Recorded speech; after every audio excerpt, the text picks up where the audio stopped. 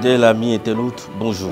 Aujourd'hui, il sera question des nouvelles formes d'arnaque auxquelles les jeunes qui voyagent sur le Canada s'adonnent et arrivent à impacter les jeunes qui sont encore en Afrique et à les mettre dans les réseaux d'arnaque et de cybercriminalité. Le voice phishing, le rançongiciel, le hameçonnage par téléphone, la fabrication de fausses pièces d'identité canadiennes, des cartes de crédit falsifiées et j'en passe. Voilà malheureusement le quotidien de ces jeunes. Alors, pour comprendre comment ces jeunes procèdent et avoir plus de détails sur ces différentes formes d'arnaque et de cybercriminalité, nous avons réussi à avoir pour vous quelqu'un qui n'est plus à présenter dans le domaine de l'immigration canadienne. Nul autre qu'un expert spécialiste en droit d'immigration accrédité par le gouvernement du Canada. Il s'agit de M.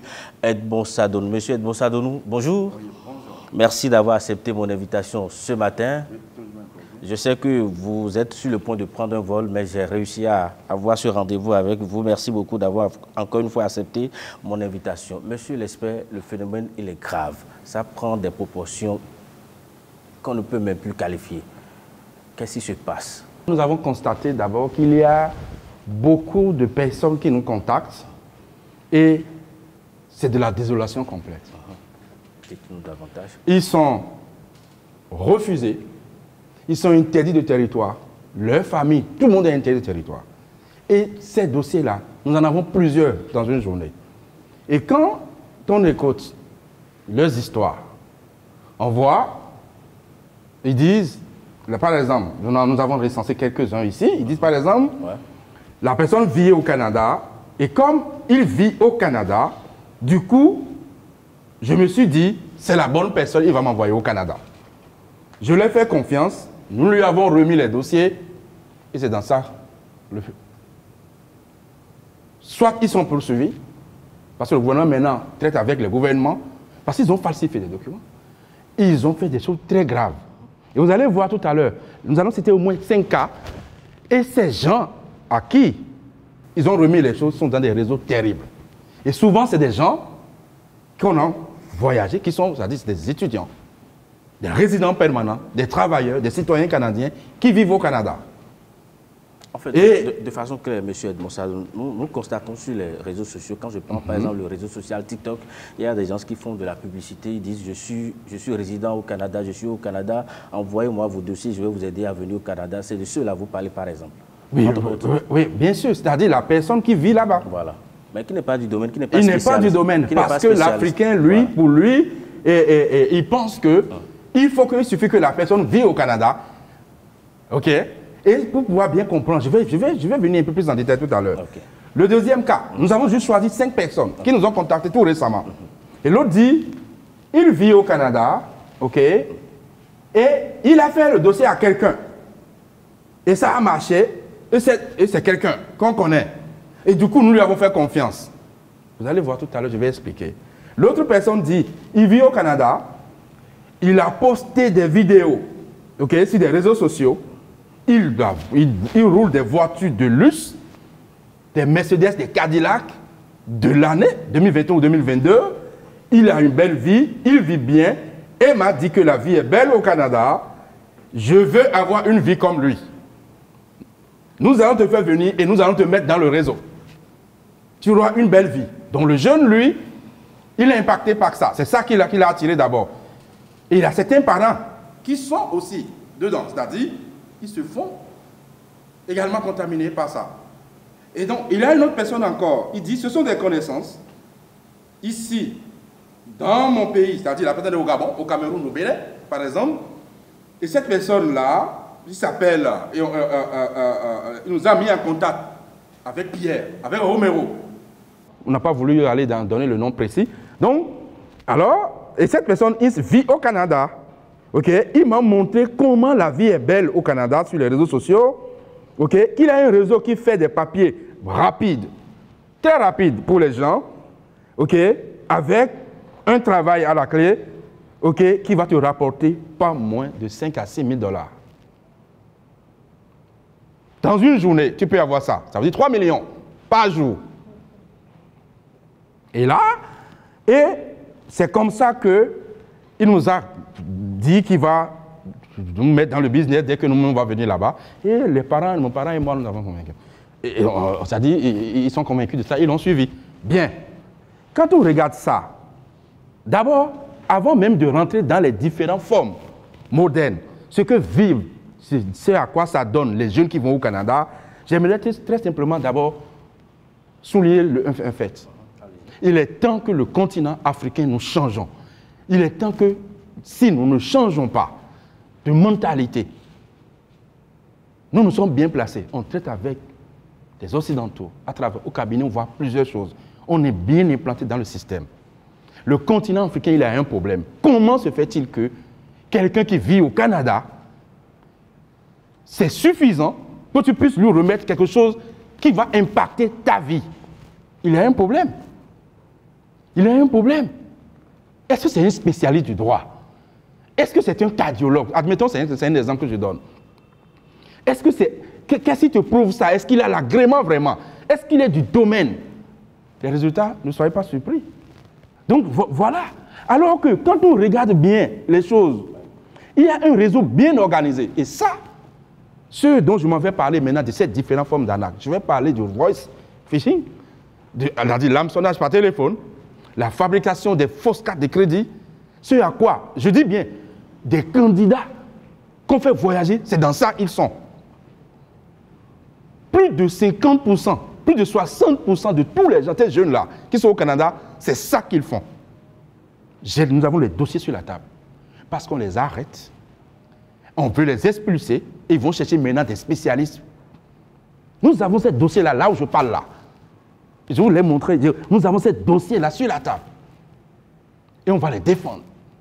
Ils veulent qu'on les défende. Et donc, ils sont dans quoi? Ils sont par exemple dans la fabrication. Il y a un réseau bien spécial à Montréal, à Toronto, dans les grandes villes de l'Amérique du Nord.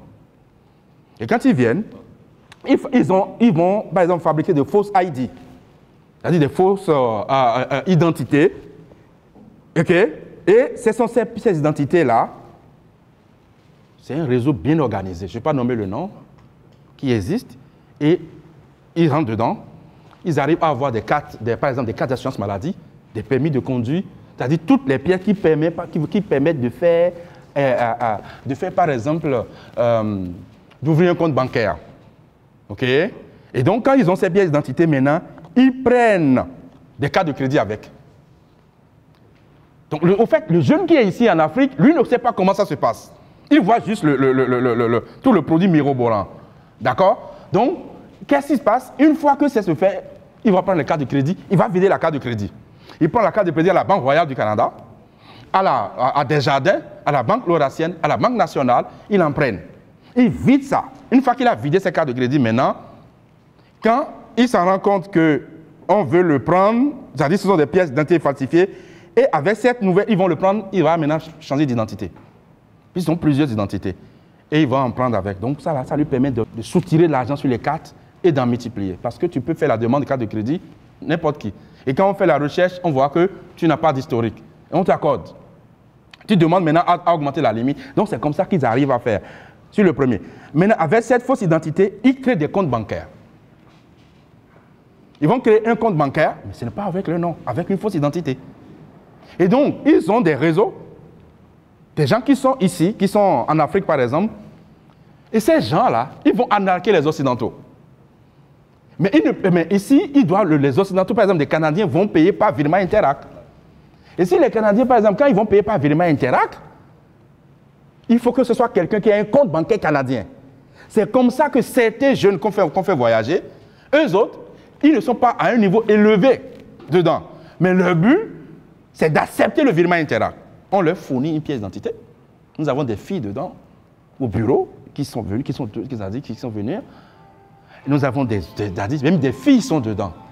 Avec cette identité-là, il va créer un compte bancaire. La personne va payer un compte bancaire. Et l'autre, quand il finit d'arnaquer les gens, quand ils vont finir maintenant, par exemple, d'arnaquer, qu'est-ce qu'ils vont faire? Ils vont prendre ça maintenant et lui va prendre l'argent pour lui. Il accepte le virement. C'est avec ça que lui prend l'argent, il prend sa part dedans et envoie ça à celui qui est là. Ça là, c'est récurrent pour les étudiants, des travailleurs, des résidents permanents. Ils sont plein dedans. Alors, l'autre forme encore, quand le jeune, lui, il arrive, ok, de là, il le met dans le business, automatiquement. D'accord? Et il crée, donc quand il le met dans le, il lui donne des identités, admettons 2, 3. Et avec ça, ils vont maintenant acheter des véhicules de luxe. Pour acheter un véhicule ou bien acheter un bien de valeur, tu n'as pas besoin d'argent. Tu as juste besoin d'une carte d'identité, d'une carte de crédit. La carte de crédit peut être une carte de crédit maison ou bien une carte de crédit institutionnelle, financière. Une institution financière. Et donc, la maison te dit, bon, nous, on te propose du crédit. Alors, tu vas dire, bon, j'ai une pièce d'identité, tu donnes, et c'est comme ça que tu peux avoir un véhicule de deux. Une Cadillac 2022, une Mercedes 2022, qui coûte $100 000, $200 000, de 80 millions, de 100 millions. Alors, c'est comme ça qu'ils arrivent à avoir tous les lustres qu'ils veulent. D'autres personnes, qu'est-ce qu'ils font? Ils sont dans... Ils ne vont pas sur le front pour acheter ça. Pour pouvoir se faire acheter, par exemple, ces véhicules, ces biens-là. Ils sont dans le business, mais de façon plus ou moins passive. Il y a un réseau qui converge les voitures de luxe vers l'extérieur du Canada. Alors, qu'est-ce qui se passe? On va lui dire, toi, tu vas juste conduire la voiture, par exemple, de Ottawa à ça. Et ça, c'est un cas. C'est des cas que nous connaissons. Tu vas juste conduire de Ottawa à Montréal, 90 minutes. Et tu as 2 500 000. 5 000 $. C'est des gens qu'on a fait l'exemple, par exemple. Ils sont au bureau, c'est des cas que nous vivons. On voit tout le temps. Et c'est comme ça que lui va conduire ça. Au risque où la police ne va te prendre. Ouais.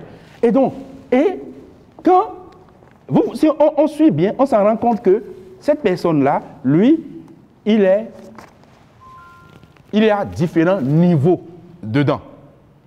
Il y a d'autres personnes, ils sont au Canada, ce sont des gens, ok, et qu'est-ce qu'ils vont faire?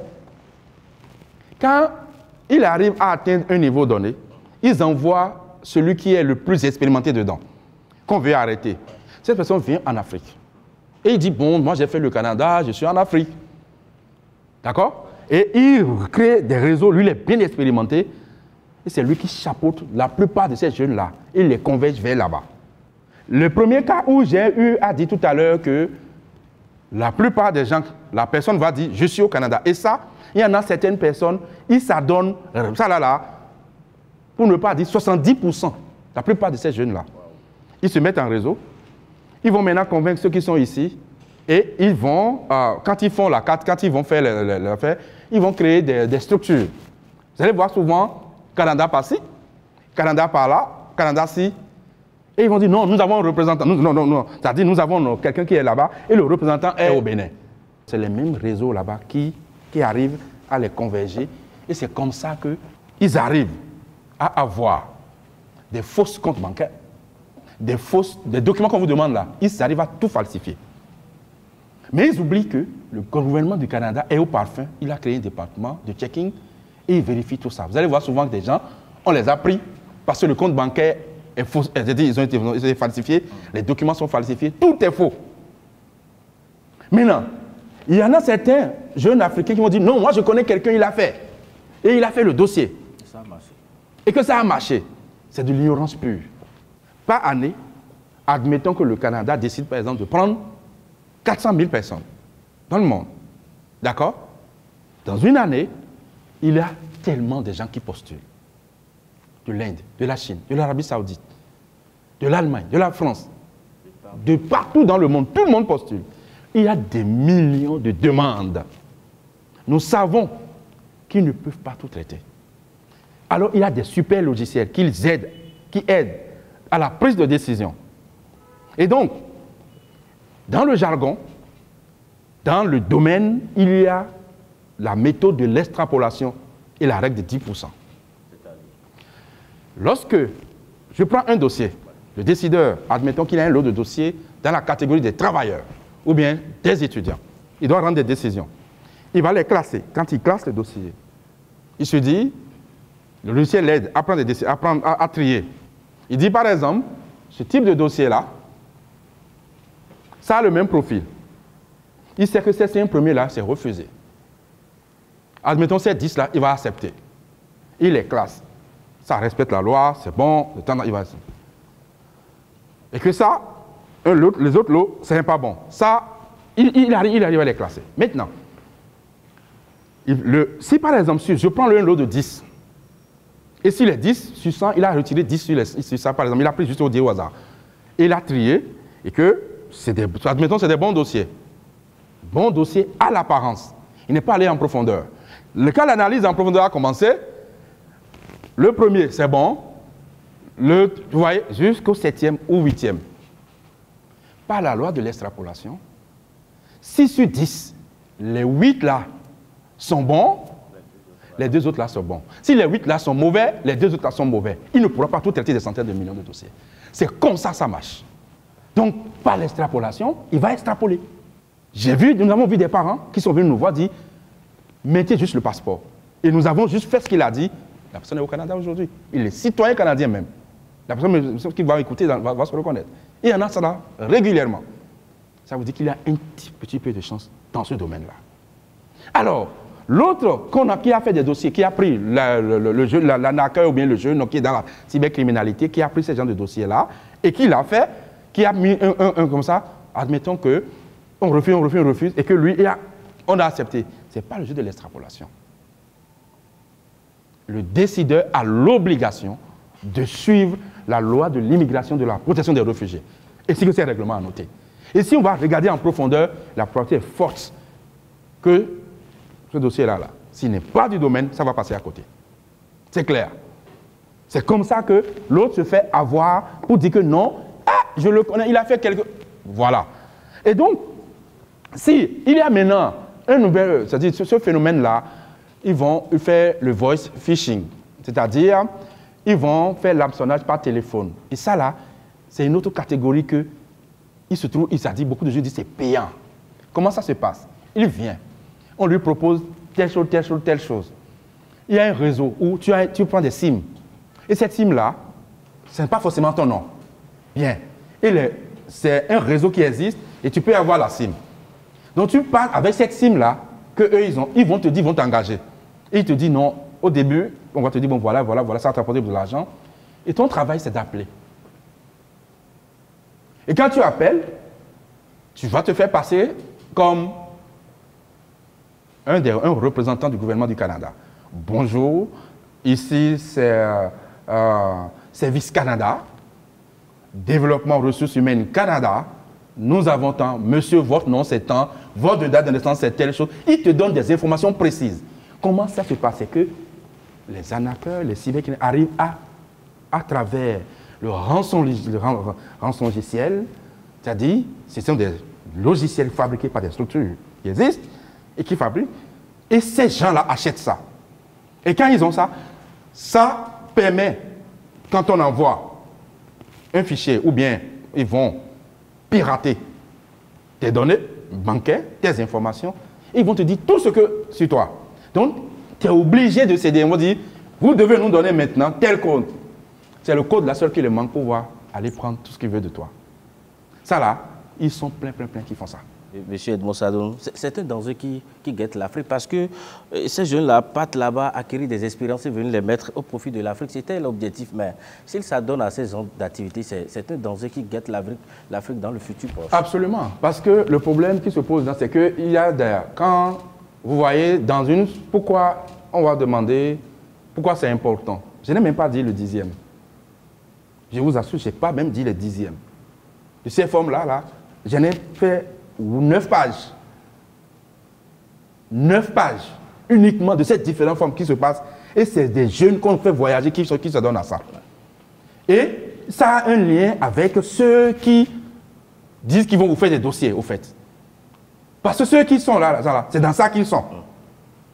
Vous voyez? Et c'est ces activités qu'ils mènent. Maintenant, on sait pertinemment que l'Afrique est le continent qui regorge le plus de jeunes possible. 80% de la population africaine est composée des moins de 40 ans.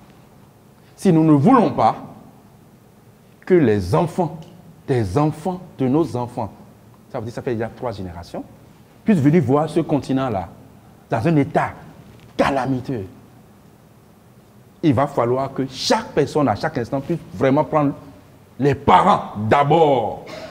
C'est pour ça que j'ai voulu. Les parents d'abord. Le phénomène, c'est très sérieux. Parce que quelqu'un qui gagne, tu vas travailler très fort. Tu vas gagner 70 000 $ par année. Tu vas souffrir pour gagner cet argent-là. Les jeunes ne veulent plus ça. Ils se font facilement embaumer par des choses comme ça. Et donc, si ce continent-là va trouver son plein essor, nous avons tout. Nous allons juste dire que ce sont des Occidentaux ou bien l'extérieur qui sont à la base de ça. Non, ce n'est pas vrai.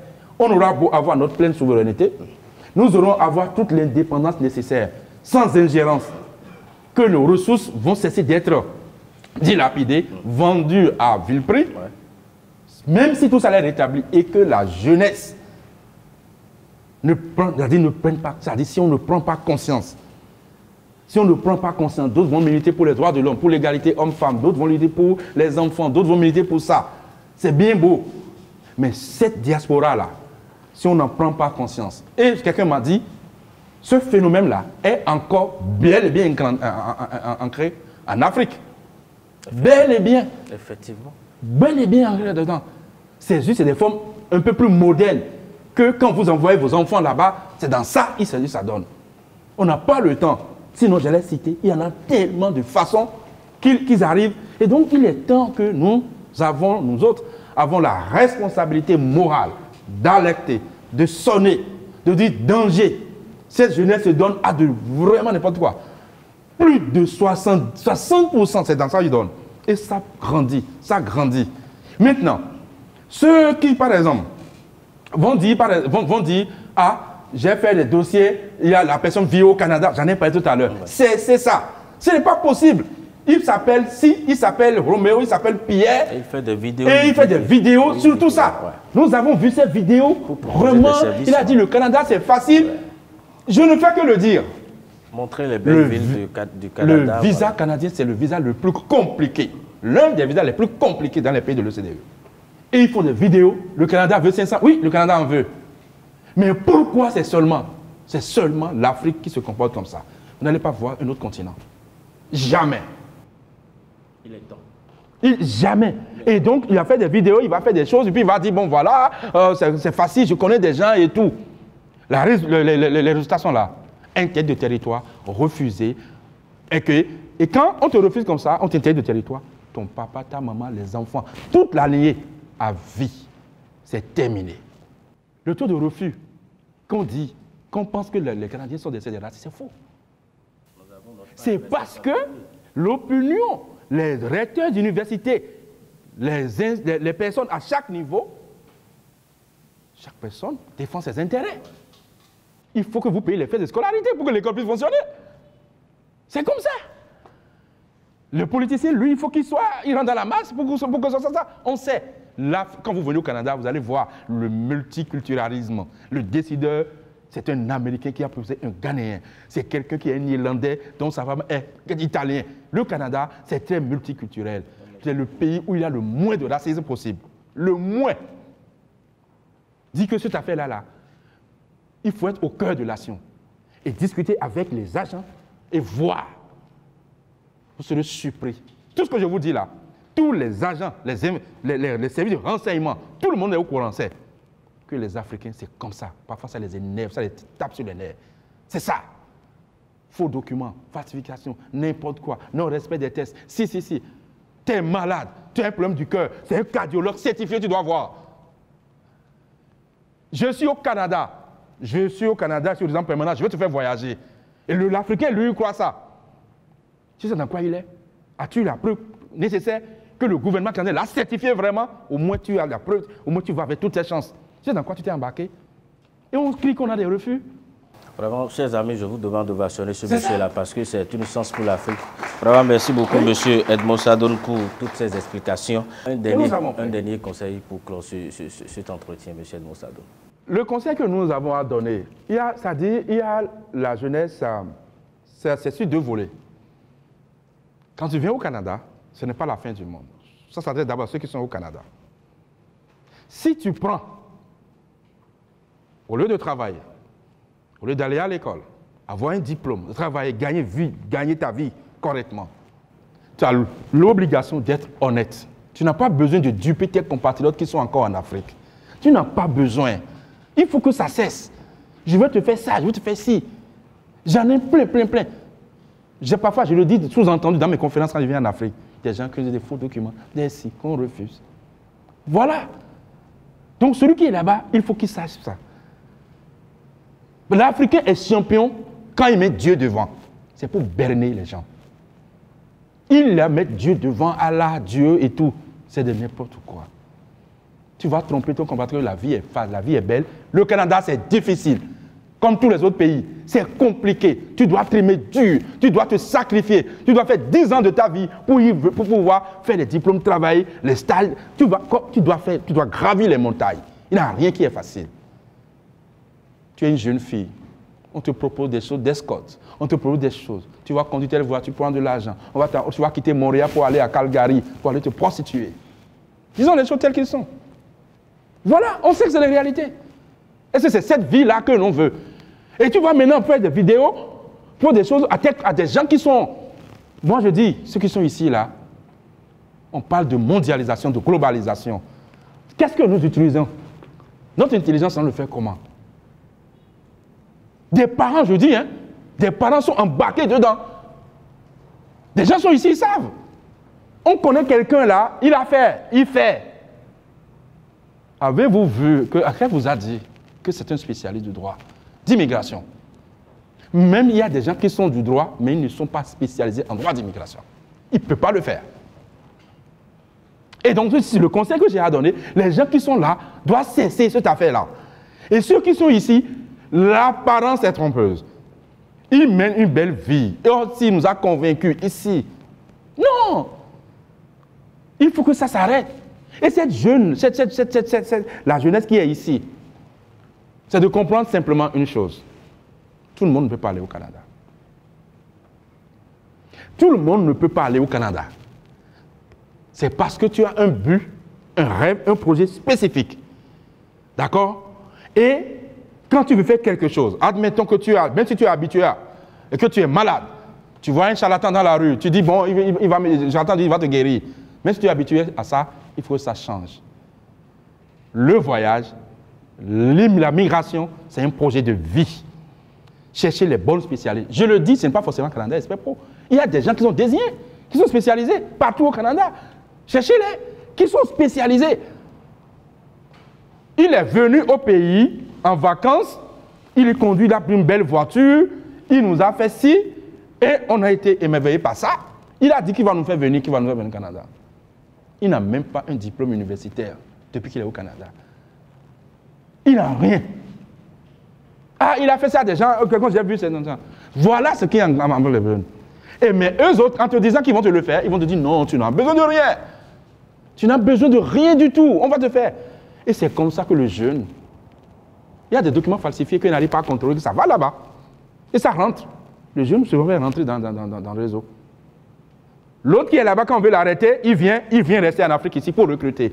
Ce soir, ils ont dit, on a des représentants ici. Donc voilà comment ça se passe. Donc cette jeunesse-là doit faire attention de ne pas, surtout quand la personne vit au Canada, ne pas rentrer dans des choses comme ça, à l'apparence. À l'apparence. On va peut-être écrire. Je vais demander à ce que ces différentes formes-là, j'ai dit tout à l'heure sur 9 pages, j'en ai dit peut-être une 10e, et les gens vont voir, vont dire, voici les différentes formes. Vont regarder, vont lire. Donc voilà un peu les conseils que je peux donner à la jeunesse qui vit en Afrique, ainsi que ceux qui sont là-bas surtout, ils doivent savoir que tôt ou tard, quand tu fais quelque chose, ça va te rattraper. Ça va te rattraper. Merci beaucoup, monsieur. Donc, voilà. Je rappelle que vous êtes consultant conseiller en droit d'immigration au Canada, expert, comptable fiscaliste du Canada, commissaire à l'assermentation et aux affidavits du Canada et PDG des cabinets Canada Expert Pro. Edmond Sadonou, merci. Amis internautes, c'est la fin de cet entretien. Merci de nous avoir suivis. À très bientôt. Au revoir.